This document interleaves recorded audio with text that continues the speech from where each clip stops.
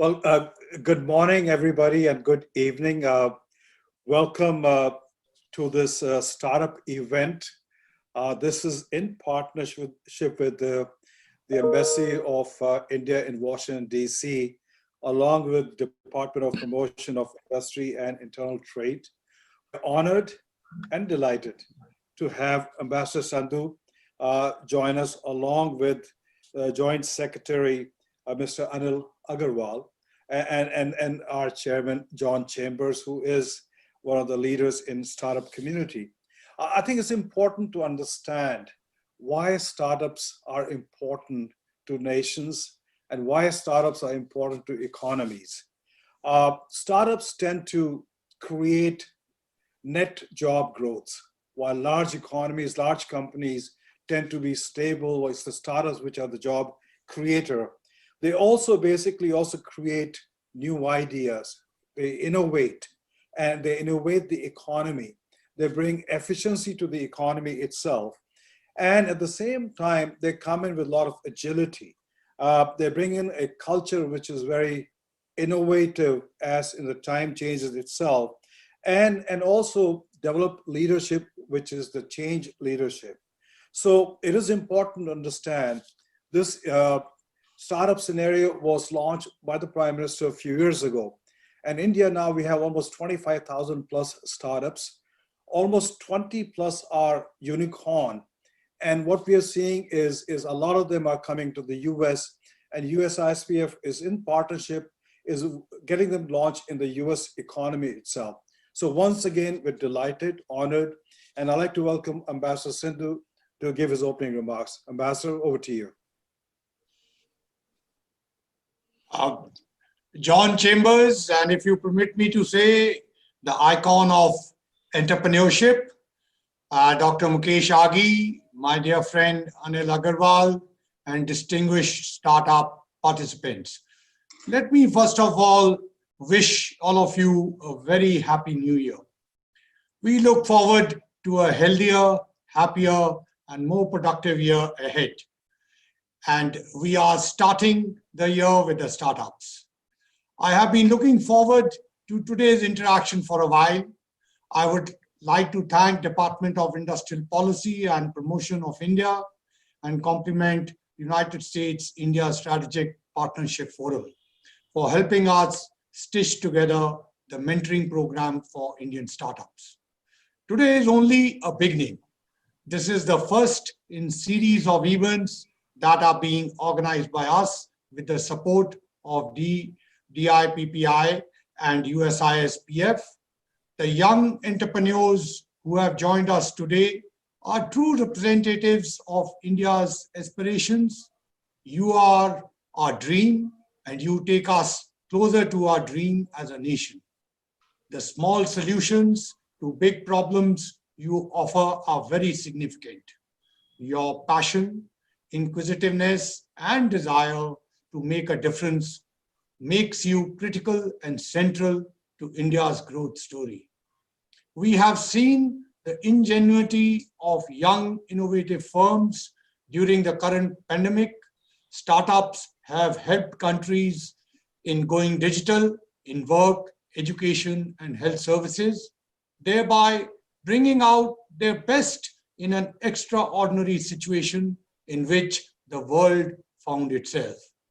Every industry needs to keep pace with the changing times. With the advent of new technologies like AI, Internet of Things, blockchain, data analytics, the global IT demand is shifting from traditional requirement of software services and systems integration. New opportunities and areas of partnership are emerging in health, e-commerce, fintech, online education, smart cities, electronic manufacturing, rural and urban infrastructure, renewable energy, and mobile-enabled products and services, etc., etc. Behind all these sea changes is not just technology. It is someone who found out the best use of technology to contribute to the society, an entrepreneur who thinks differently. Friends, entrepreneur activity has picked up in India. In 2020, India was among the top 50 innovative economies.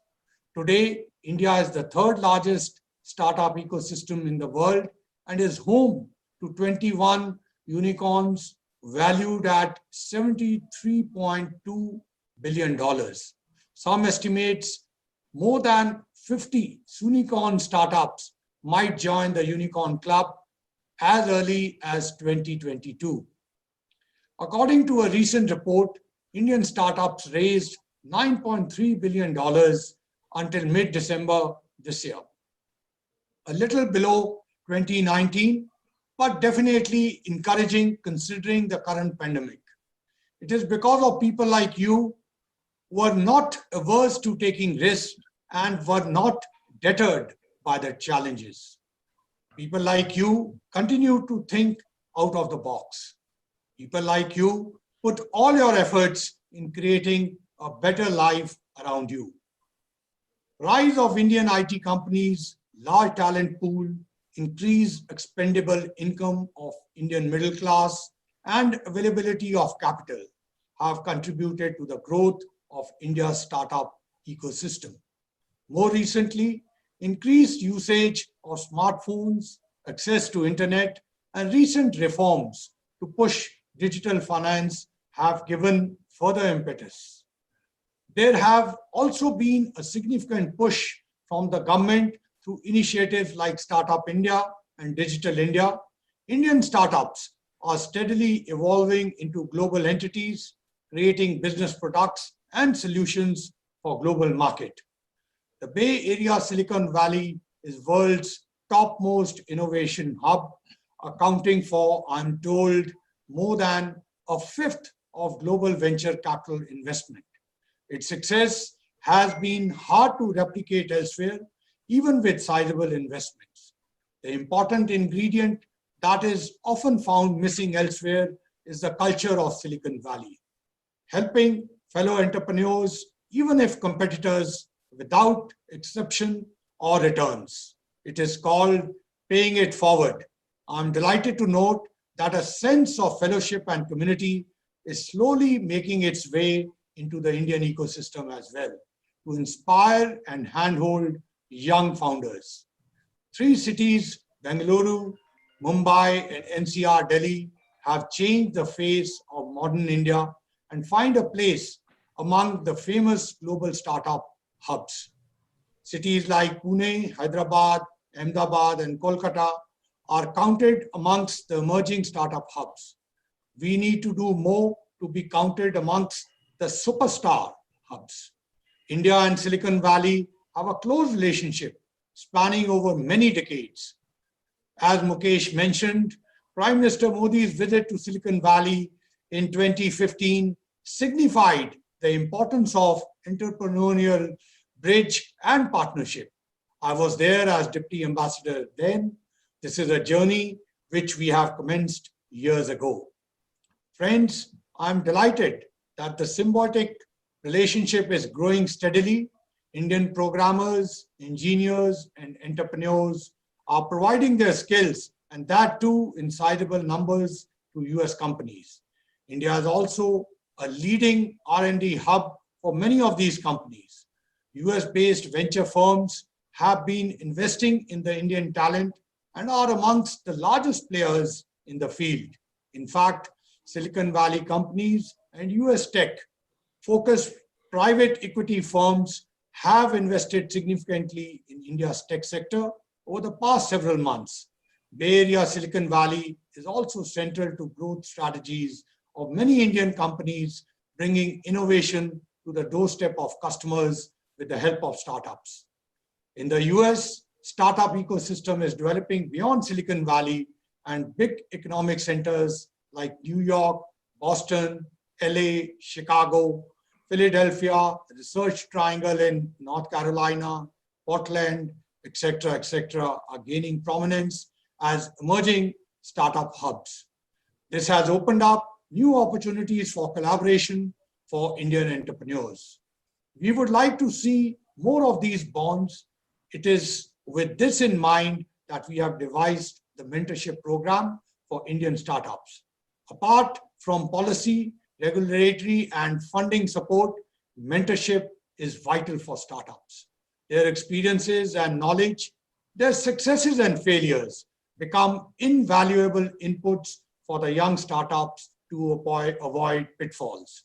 We are bringing to you the stories of their struggles and success. Our hope is that you can benefit from their experiences in your entrepreneur journey. It was Benjamin Franklin, one of the founding fathers of the United States, who said, "Diligence is the mother of good luck." May you all find more fortune in the days ahead. And God forbid, when you feel like giving up, don't forget, every company was once a startup. Thank you. Master Sandhu, thank you very much for your opening remarks and message to the startups which are on this platform at the moment listening. We do have Department of Promotion of Industry and Internal Trade Joint Secretary, Shri Anil Agrawal. I'm going to invite you to give his opening remarks. Mr. Agrawal. Thank you. Thank you, Mr. Mukesh. My old friend and my colleague, Ambassador Sandhu, Mr. John Chambers, Chairman of the US-India Strategic Partnership Forum, Dr. Mukesh Aghi, President and CEO of US-India Strategic Partnership Forum, all my friends from the startup community, and all our torch bearers of innovation and entrepreneurship in India who have joined us today. It's an honor and a privilege to address all of you today. These are unprecedented times, and I hope you and your loved ones are safe and healthy. I wish everyone a very, very happy New Year. The Startup India initiative was launched by Honorable Prime Minister, Mr. Narendra Modi, in January 2016. He was a visionary when he launched Startup India movement. That was the time when not many people in the government of India understood what a startup was and how to support startups, how to support innovation and entrepreneurship in this journey. Over the last 5 years, we have worked towards developing capacities, not only amongst Government of India officers, but also amongst all of our states and union territories. We have 36 of them. And you know, the result has been outstanding. Today, out of these 36 states and UTs, we have startup specific policies in 29 states and union territories. We are very close to completing all of them. All of these states have specific incentives to offer to young innovators and entrepreneurs. If you look at the spread of startups in the country, we have 720 districts, and out of them, we have a startup in 580 of them, which is more than 80% of our geography is covered by at least a startup.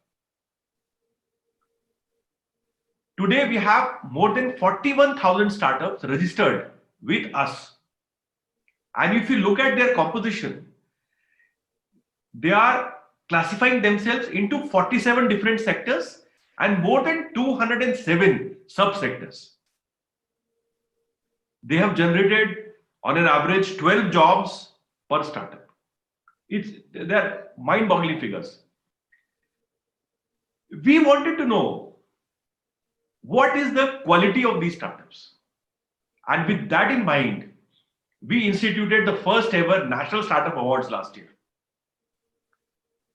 The results have been outstanding.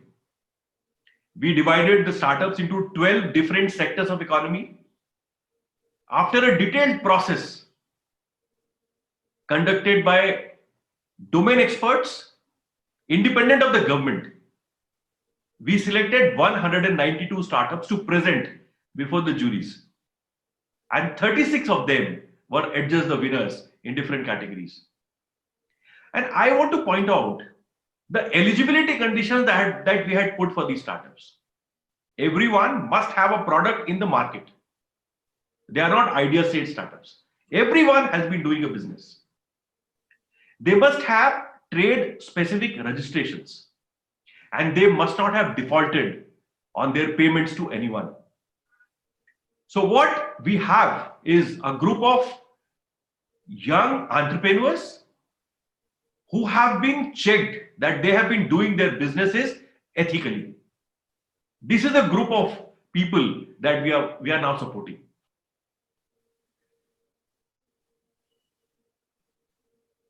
As Government of India, we are trying to support our National Startup Award finalists across 8 different sectors. The first one is the most important one, that is mentoring. We are trying to get them also to investors. We are trying to connect them to corporates. We are trying to resolve their regulatory issues. We are trying to look at their benefits under what Startup India initiative. And I'm extremely happy that Ambassador Sandhu has taken this initiative to take all these startups and build this bridge with US-India Strategic Partnership Forum for a very comprehensive program for supporting these startups. I'm sure this is just the beginning. And the way we are formulating programs, we have substantial stuff coming for the startups during this program. We do really hope to see some of them access markets in the US and in other territories to grow and claim greater heights. My appreciation and my gratitude is due to Ambassador Sandhu and Mr. John Chambers and the USISPF, Dr. Mukesh Aghi, for organizing this program. Thank you very much. Thank you, Mr. Agrawal, for your kind remarks and expression of support. I just want to mention for the first time, I'm saying the Embassy of India in DC taking a lead on startup initiative in the US. So I just want to compliment Ambassador Sandhu for being very innovative and entrepreneur in trying to drive this. So thank you, Mr. Ambassador, for your effort. We do have, John, who is, I would say, one of the leaders in the US, not only from a large corporation perspective, but also from a startup perspective. And so I have 20 minutes of Q&A with him, and then we'll open it to the audience. And my request to the audience is, if you have a question, please post it in the chat, and I will convey that to John. John, if I may just start with you. I know French President Macron had appointed you as the ambassador. You build up a startup ecosystem in France. And France used to be a laggard in startup. It was a bureaucracy, could not build any startup companies. Today it's a leader. What are the 3 things France did to kickstart the economy, which became a startup economy? Well, first, let me thank everyone for joining us today. I want to thank the ambassador and the leadership of the Indian government and the Prime Minister's office for the sponsorship. And that's perhaps the first thing that France did well, is it was sponsored by President Macron. The organization then set up structures around that to become a startup nation, outlined a dream very similar to what Prime Minister Modi did in terms of a startup France, a startup India, with a vision of making it inclusive across their 13 territories, as opposed to 29 states in India. And then he became the champion again and again in driving it through, and having key elements of his administration take responsibility for helping the startups to progress. It takes a vision. The second thing that occurs is you've got to capture the imagination of the citizens. not just other people who are going to do startups, but the benefit that startups can bring to the entire nation. And then you've got to have the courage to outline goals that somebody considers almost impossible, and then to implement those goals. And as you said, in France, they changed how their education system worked. They focused on out of their best engineering schools, generating startups. I had the honor to lecture at a number of the schools with my government friends, whether it was President Macron himself or the Ministry of Defense. And you began to see a nation dream what was possible, inspire hope, much like Prime Minister Modi is doing. And then you begin to execute. And in a period of 5 years, France literally moved from the worst place in Europe to create jobs and the worst place for innovation to the best. And people thought it would not happen, but they outlined the program. They had both the sense of urgency, but also the commitment to execute off of it. And so what you see is a playbook, Mr. Ambassador, similar to what you articulated earlier about Startup India, that you can implement as a country and do it at a tremendous scale. And to do it in a way that is truly inclusive across all the geographies, across all the various religious organization groups, across gender, et cetera, in a way that is inclusive. I love the 80% of the 720 districts in India already having startups and beginning to participate.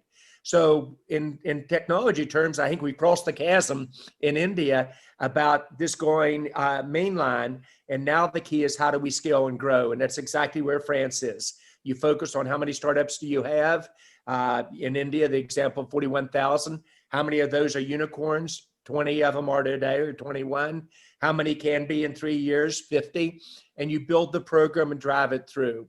So when you have government and businesses working together with a common vision, you make it inclusive regardless of political parties or geographies, and then you drive it through. That's what made France successful. And I would argue that's what is making India successful as well. Thank you, John. Coming down to the startups itself, when you look at the startups, almost 95% fail. And fail in the sense is for multiple reasons, and the 5% succeed and 1% become unicorn.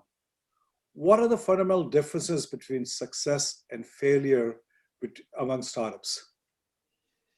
Well, I think it starts with having the courage, as my colleagues mentioned earlier in their comments, to take risk, and a realization that whether it's 90% fail, excuse me, or 95% fail, knowing that if you miss, then you try again. I've looked at several of the startups on the system today. I know some of the key leaders like Vinod and AD that are on the session. You have the courage to try and to really make a difference. If you bring it down to specifics, the role of a startup is to, and it really falls on the shoulder of the founders and the CEO, is to outline a vision and strategy enabled by new technology. And it's an ability to move into a market and use technology to change a market. Every startup will, in my opinion, in the future, be a technology startup, directly or indirectly, whether you're in healthcare, government, manufacturing, defense, or technology itself. The second element is the quality of the team that founding group builds around them. And how do you outline a vision for what you're going to accomplish and how you move forward? Startups will almost without exception struggle at about 100 or 150 people, struggle again at 500, struggle again at 1,500 and 5,000. I've never understood exactly why that occurs, but it has to do with, as you scale, leadership teams often do not evolve and make the changes needed and the tough decisions needed to take their startup to the next level. And this is where I think the mentorship program that you all are putting in place is so important. And it's one of the things the Valley does famously. Just always telling war stories is something I believe in about it. When I came out here, I'd worked for IBM and Wang Laboratories. One has 200,000 people, another had 32,000. I had no idea about Silicon Valley. Yet Lou Platt at Hewlett-Packard, the original garage startup in Silicon Valley, the CEO, put me underneath his wing and mentored me for literally 3 years. And at the end of 3 years, we were way past the unicorn at Cisco at that stage. And I asked him, what could I do to pay Hewlett Packard back? And he said, just pay it forward. Do it for the next generation, which is something I try to do. So the other thing that I think is important to startups is culture. And I believe in a culture of financial return for the investors and the founders, but also of equal importance, the benefit to society as you give back. Mistakes that the startups make. The first is you've got to be pretty confident what is your differentiation and how do you drive it through. Secondly, everybody likes to talk about growth and successes, but what determines whether a startup survives or not is how they handle the setbacks. Jack Welch, a generation in front of me, taught me very early about the importance of you never will have a great company till you have a near-death experience. Most startups in this call will have a near-death experience, and you will come out of that stronger if you do your job right and drive it through. Third is you've got to constantly reinvent yourself. It used to be an industry, you reinvented yourself in the automotive industry every 20 years. Well, and a startup enabled by technology, regardless which industry segment you're focused on, you have to reinvent yourself every 3 years. So those are kind of, Mukesh, the key elements. If you were to say, what is the role of the CEO? It's vision and strategy. Build a leadership team to implement that vision and strategy. Culture, which is much more important than people realize in the future of a startup, and then communicating the above. Thank you. John, you talk about culture. And culture varies from geography to geography, depending on the environment. What kind of culture do you find, a corporate culture you find, which is highly successful for startup as compared to established organization? Well, it's a combination of the questions you just asked. First is many cultures can be successful. The culture at a Microsoft is different than a culture at a Cisco, different than a culture at Oracle, different than a culture at Intel as examples. But every one of these companies that became great companies and successful had very strong cultures. And it starts with the leadership at the top. One of the things that I focused on very early at Cisco when I made India our second world headquarters was reminding our team in India and our employee family, and it is a family in my opinion that we built, that our culture is the same regardless of where you are in the world. And somebody in the back of the audience said, well, John, no, our culture is different in India than it should be in the US or Europe. And I had fun because I had my badge and employee badge on, and I walked to the back of the room and I walked him through the culture in front of the cameras and everything rolling. I was having fun. He was kind of nervous, but I said, all right, what's different? Customer first, number one element. Same in India as the US, of course. Treat each other with respect and part of an extended family. Is it different in India versus the US? Of course not. Just do the right thing. And what I'm sharing with you is strong cultures are important that you articulate as a startup, even when you have as few as 10 or 12 people. And you can't just assume that everybody gets what the culture is. You need to just put it down on a cultural slide saying, here are the key elements. You will never have a great company without a really strong culture. Cultures will be different, but they need to be consistent on a global basis for those Indian startups that are coming to the US and for those Indian startups that are going to go globally. You need to have a central culture, and it needs to be owned by the founders. Thank you. John, you yourself are an investor in 20 plus startups. And they are, most of them, I would say, are on a path of highly successful transition. What are the couple of traits you look at before you invest in those startups? Is it the leadership? Is it technology? Or is it management or the environment? Okay. I always like to deal with numbers and establish the foundation. The first is I set ambitious goals for the startups that I select. I try to select a startup that has a realistic chance of being one or two, the number one or number two player in the US or globally in their product category. And out of my 20 startups that I've currently invested in, and I have an unfair advantage, I get my pick of the litter almost, whether it's in France or the US or India or anywhere in the world for which startups. And I'm not sure I deserve that, but I have an unfair advantage on who do I get to select. And my goal is out of the 20 startups for over a dozen of them to become unicorns. 3 of them are already there. Another 5 are within 2 years of getting there with a pretty good probability of doing it. And when you have a hit rate that high, it says you have a replicatable program to drive through. So what I look for is a industry that is in transition enabled by new technology. And something everybody on this call will get, it's what Amazon did using the internet to change. Instead of going to a physical location to buy books and then other products, you do it over the internet. And they wrote it to one of the most powerful companies in the world. So I look to see what is the business model change occurring, or the healthcare model, or the government model, or the defense model.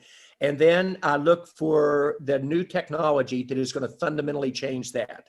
The ambassador talked earlier about AI and machine learning. It's one of the key changes going on, the Internet of Things, et cetera. So when you see a business model changing enabled by new technology, that's when I really get interested. And that's what I am doing again and again across probably 7 different verticals of the 20 companies I invest in.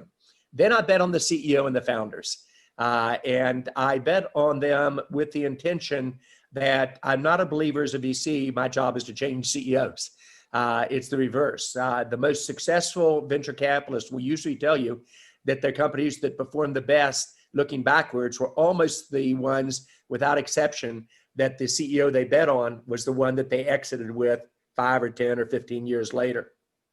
So I really focus on the CEO. Do I think she or he has the leadership capabilities? Do they know what they know and know what they don't? Can they build a strong team? I'm also a believer in a culture of the startups that I invest in having the same values I do. Just like 180 acquisitions I did at Cisco, we would not acquire a company that didn't have the same culture or values and drive it through. Then I look at their ability to really get excited by their customers. I want to talk to 1 or 2 of their top customers, ideally one of them that have worked jointly with them on the products, see how strategic those products are to the success of the companies. Back in summary, there is a replicatable pattern that you can do, Mukesh. And part of what I love to do is mentor and to help companies when they inevitably get into trouble, help them grow and scale and share the experiences. Thank you. John, let me just come back to your Cisco days. You know, it was more of a startup. You took it to a world-class company. And in process, you acquired, I would say, the only CEO I know who's acquired over 170 plus companies from a technology perspective and merged them. And when you look at acquiring those, companies, what was a couple of things you looked at before you acquired them and merged them into Cisco? Well, they're similar to the concepts that I focused on in my startup selections. I am a believer in getting a playbook that you operate on as a business leader, as an investor. And so I knew in doing acquisitions in the early 90s, almost all technology acquisitions failed. And usually when a company did an acquisition, their stock went down. So I knew we would not be smarter than others. We would have to do it different. And so we developed a playbook based upon why companies failed in their acquisition process that we then ran. And to your point, out of the 180 that we did, 2/3 of which exceeded what we told our board of directors we would accomplish in acquisitions. The rules were fairly simple. It goes back to understand what you're acquiring and protect it at all costs. When a bank buys another bank, they're buying geography and customers. When Nations Bank bought Bank of America as an example. When you buy a technology company, and remember every company, regardless of industry, of the startups we have in India will become technology companies as well as a distribution company or a manufacturing company or a government company. And so I would look, can I keep the people and I'm really buying next generation product. And the way that you can determine if you can keep the people, how similar is the culture, where are the founders, what motivates them. When you acquire a company, usually the attrition rate of the acquired company, once the golden handcuffs come off, is 20 to 25% a year. My attrition rate of my acquired companies was 4% over 20 years. And so I worked very hard with, is there a vision and a similarity of culture? Then I wanted to make sure there was a clear understanding between the company being acquired and Cisco about what roles would each one play, and report them higher into the organization to make sure that occurs. And then you had to provide them cover, because the large company can either kill them with too much attention or ignore them in the process. And for me, we did that not just 180 times, we did it in moving from routing to switching to the data center to security to wireless to computing at the edge, et cetera. And we would use acquisitions as a way to move into new markets. Now, let me bring it back to the audience.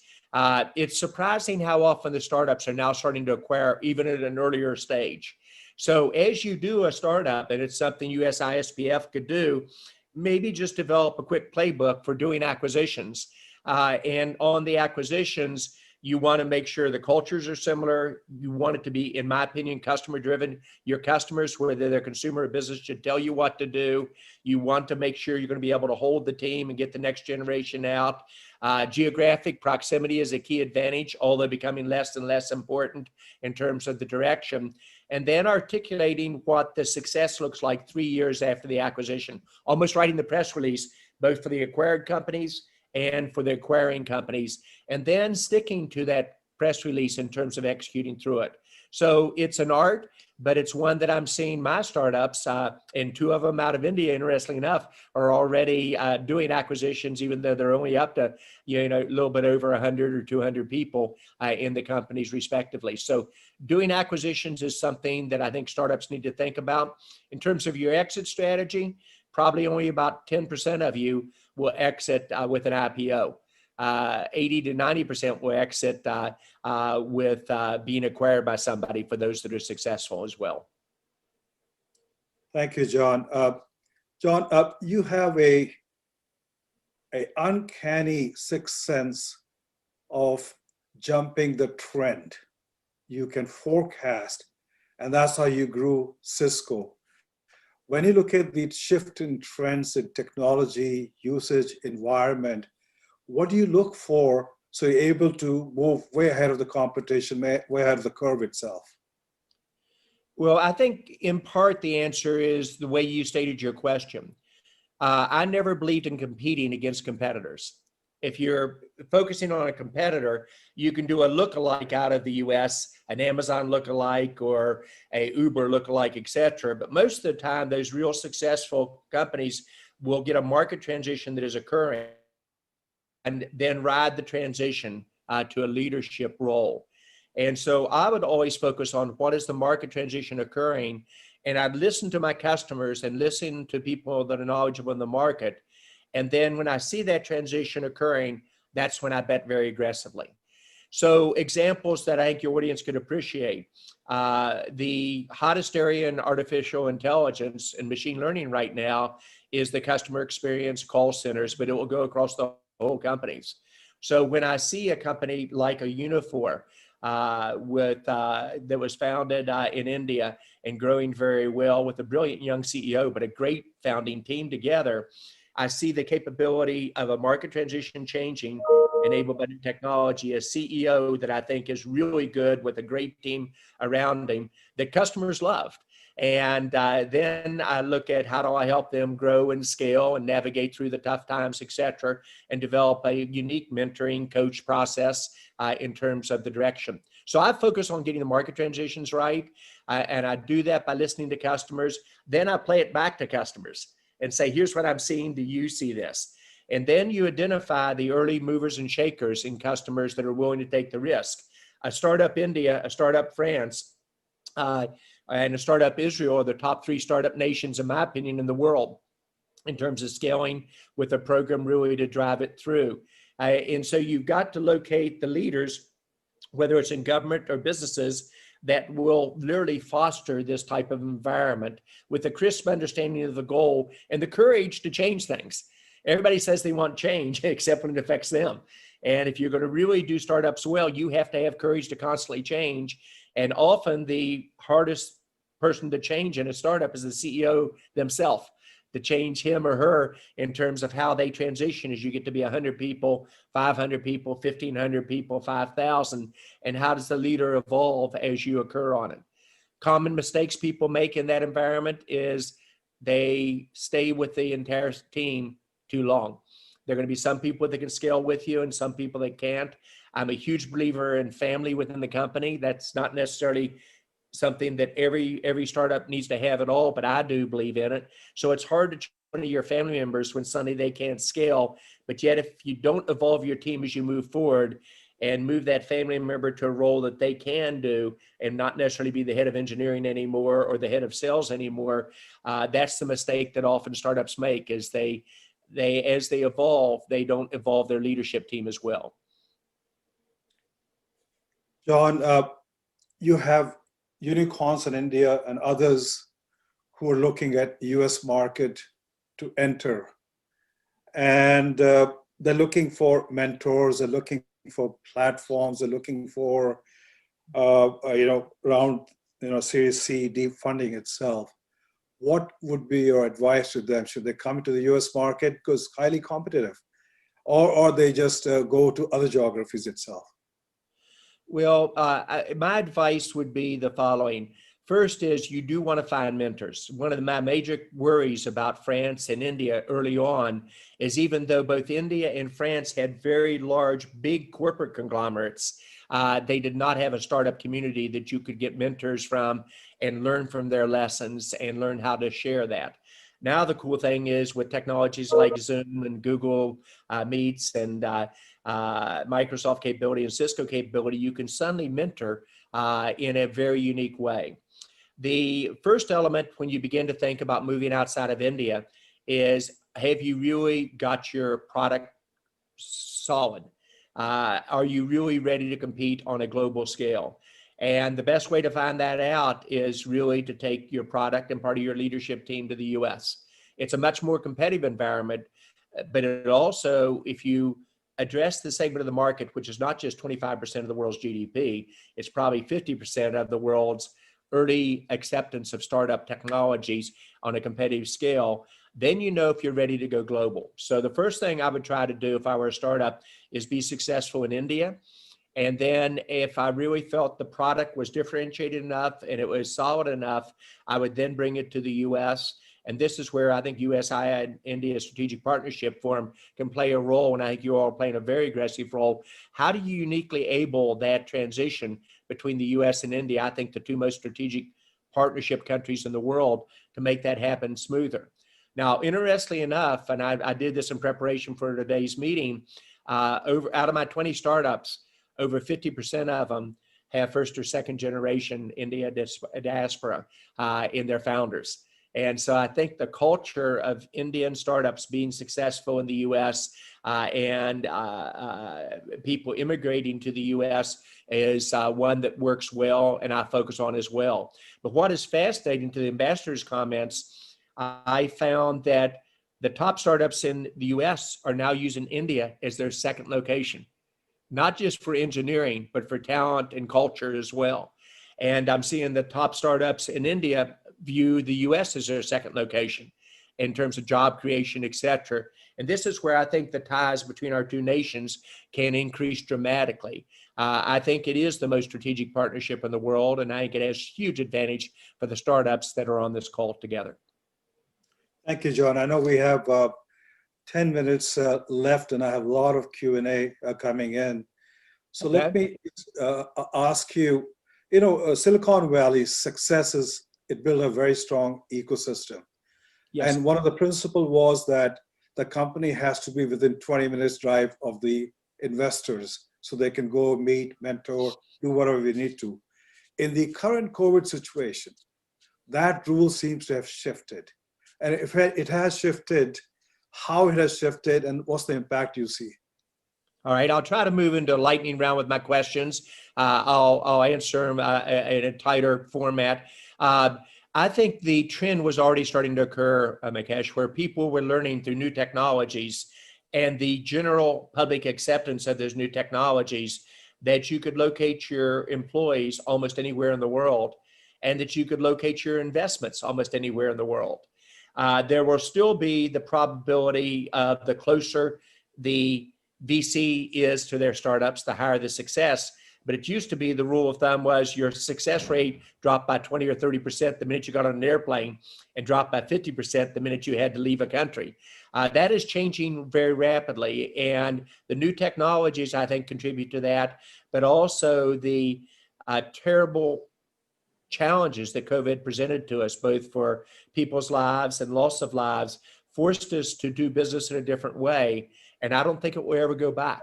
So I think you're beginning to open up to where your employees could be across all 29 states in India, and the companies you acquire can be across multiple countries as well. It adds a degree of complexity, but what COVID forced us to do, it forced us to innovate at a tremendous speed. No one thought we could do a vaccine in less than 5 years, and we did it in less than a year. That speed of innovation is rolling through the startups remarkably quick, and there's a huge supply of money.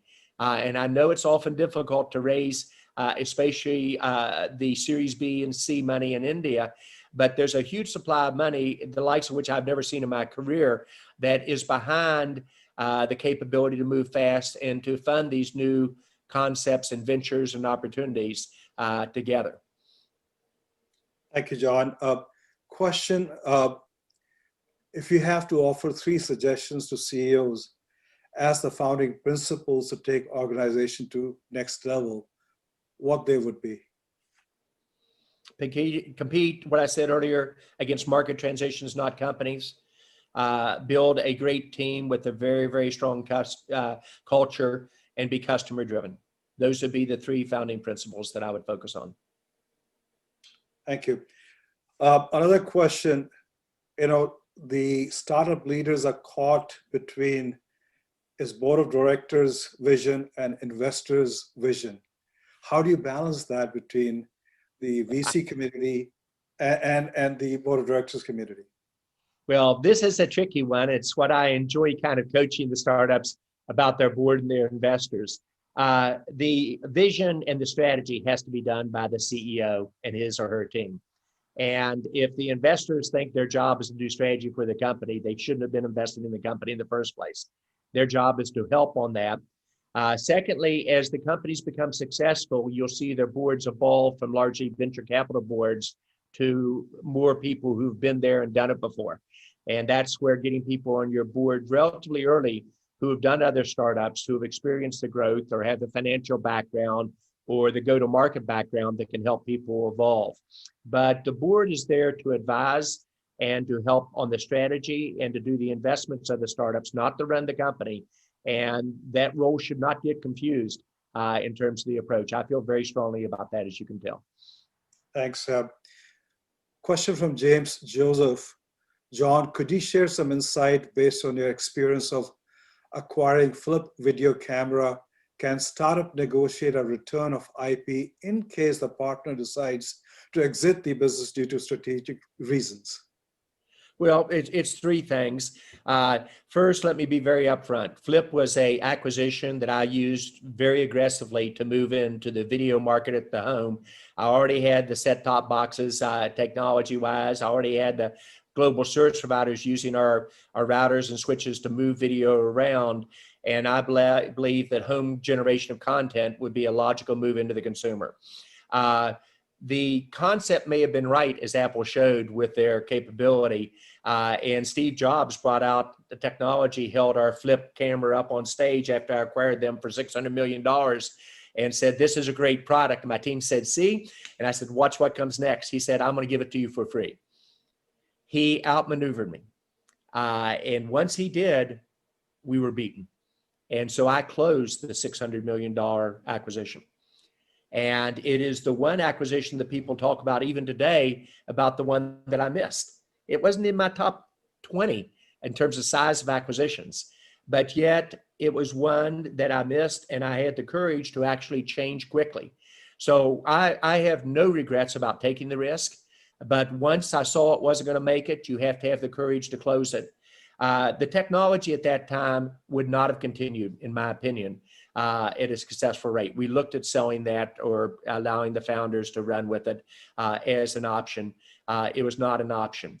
That same year, we did a $3.2 billion acquisition that was very successful and a $2.1 billion acquisition that was very successful. No one ever talks about the successful ones. And that's just part of leadership. And when you take risks, you're going to be criticized, and you've got to listen to the criticism for the ones that don't work out. But I reminded everyone that I said at least 1 out of 3 is going to fail in a market where 9 out of 10 fail. Our track record was pretty good on it. But Flip was one that I missed on. I have no regrets of trying it. I tried to move into the consumer market 3 times. I missed all 3 times. So that's why you see my expertise largely in the government and business markets, both enterprise and commercial. John, question from Sunil Mehta. You mentioned about Indian startups should target to succeed in India, then move to the US market. In the case of value proposition being very relevant in the US market as well, should we worry about being late in the US market while working on succeeding in Indian market? The answer would have been yes if you were business to business 5 years ago. The Indian startup market, as you look at your 41,000 startups, majority of them are focused on the consumer. And when you have 1.3 billion consumers, that's kind of an exciting place to be. And so as a consumer market, going strength in India and then to the US is, I think, a natural. On the business to business market, you normally had to come to the US earlier. The Indian large companies did not usually embrace startups like the US large companies do automatically. And so very often, once you got a good product and got it working, you had to go earlier to the US to really get customers who would help you develop the products and to take the business risk for you. That's more of a nature of the US enterprise market than it is of the Indian market. And the same was true in France, by the way.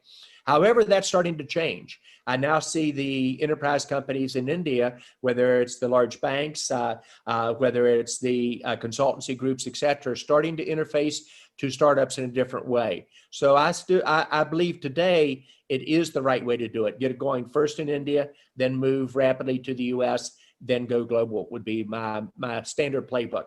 That doesn't mean that you can't expand out of India to Southeast Asia, get strong, and then move to the US or to Europe. But my two-step would be India first, then US second for a company that really wants to try to play on a global scale. John, I have a lot of questions, but I'm out of time also. One final question. Okay. You built a large global organization, Cisco, hugely successful. And now you have kind of transitioned to startup. A big major difference from a large, I would say I wouldn't say bureaucratic, but a large organization to an organization which has 3 people and running almost 20 different startups. Yes. What motivates you to drive that? What excites you to drive that? And where do you keep on getting the energy to make that successful? So the sequence you raised it, I'm having more fun in my business life than I ever have. It's like having a large family that you're kind of the guiding light, perhaps, to helping them being successful. And your joy is them becoming successful. Many times people out of large companies can adjust to a startup environment, either as an investor or as a member of the team, or as a mentor, because they are used to that bureaucracy. And I think that's a fair word. When you're a small startup, you can't afford bureaucracy, and it's got to be lean. It's got to move rapidly. I love making a difference. My definition of success is when the CEO and his or her team is successful, and I focus on job creation being my end goal. And if you get great job creation, growing at 50% or 100% per year, by definition, you are growing your orders at a rate probably 20 to 50% higher than your job creation engine. I love what I do. I get to pick my startups. I pick them on culture as much as I do on the business model change. If I don't believe they have a culture that I believe in terms of how they treat their employees, how they give back to society as well as be successful as a company, how they make it a win-win with the investors, et cetera, I just don't invest in it. But I've never had more fun. On the energy side, I don't know exactly what caused it. Most of the time it's an advantage, but I have almost endless energy. I enjoy what I do. I wake up each morning with my pupils dilated, ready to go. I do 8 to 15 video sessions a day on the days that I'm working a normal pace on. And it's a joy to watch these companies be successful. But the last comment is, I had a chance to help change the world one time with the internet at Cisco. That is so exciting. We created 10,000 millionaires among our employees. We were the #1 company in almost every category on corporate social responsibility. And we were #1 in terms of customer satisfaction. I would like to do that one more time with the startup community, to where if you believe, as you said, Mukesh, in your opening comments, almost all job creation will come from these startups. And if you're going to have an inclusive society as opposed to a huge digital divide in your society, getting startups across all the states, the geographies, across the various backgrounds and genders of the citizens become key. And to do that is a rush and a joy. So I'm trying to change the world one more time. I'm a dreamer. I believe dreams only come true when you have a plan to get there and a playbook to operate, and then you're willing to share that playbook. I hope today has been useful for the people on the session. If you agree with everything I've said, I have failed. I want to get you outside your comfort zone on the areas you focus in on. And again, I really want to challenge India to become not just a startup nation, but the #1 startup nation in the world. That is within your grasp. You're the largest democracy. Your IITs are amazing. Your prime minister and the leadership team that he has put around him, I think, have the capability to really establish that foundation for the next, not 5 or 10 years, but for the next 25. I would challenge the country and the startups in this call to dream and then make these dreams come true. John, thank you very much for the insight and your feedback.